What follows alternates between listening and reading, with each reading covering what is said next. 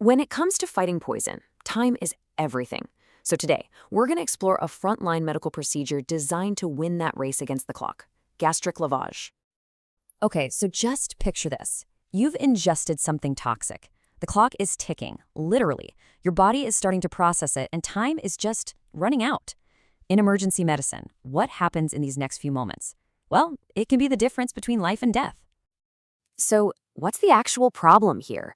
What are doctors racing against? It all boils down to one word: absorption. See, here's the thing. The real danger isn't just that the poison is sitting in your stomach. The real problem is when it gets absorbed into your bloodstream, because that's when it can really wreak havoc on all your vital systems. So the number one goal, the absolute top priority, is to get that poison out before your body has a chance to soak it up. And this is where our key procedure comes into play. To win that race against absorption, doctors have a pretty powerful tool in their arsenal. The official name is gastric lavage, but you've probably heard it called something else, right? A stomach wash or a stomach pump. And yeah, it's pretty much exactly what it sounds like. It's a controlled, super methodical way of flushing out the stomach to physically get everything out, poison and all. But wait a second. You might be thinking, hold on, isn't there a simpler way to do this? Why not just make the person throw up? And that's a totally fair question. It's something medical pros have definitely thought a lot about. And while making someone vomit, the technical term is emesis, can work, it's often really, really uncomfortable for the patient. And that's a big reason why gastric lavage is often the go-to choice. It's just a more controlled and honestly a less distressing way to handle the situation for everyone involved. Okay, so what does this stomach wash actually look like? Well, let's be clear. It's a lot more than just pouring some water in and out. This is a very precise clinical procedure.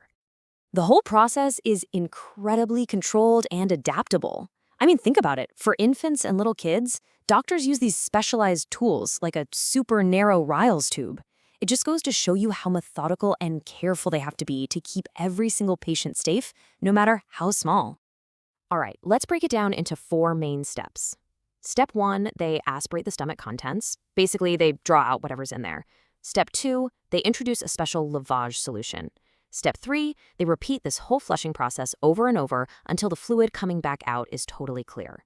And finally, and this part is so important, they often leave a little bit of fluid behind that contains an antidote or something like activated charcoal to mop up any last traces of the poison.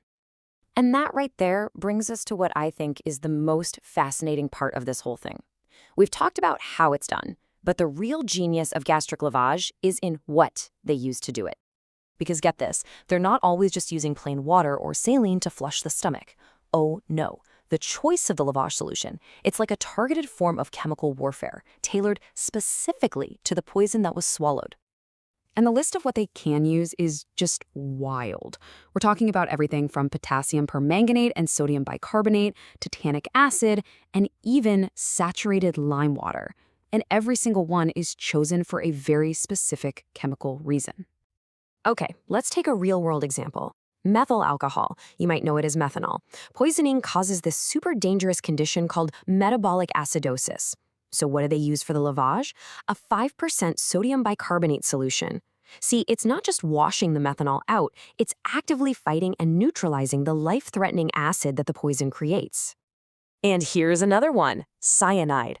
One of the fastest-acting poisons out there. For that, they might use a 1 to 5,000 solution of potassium permanganate.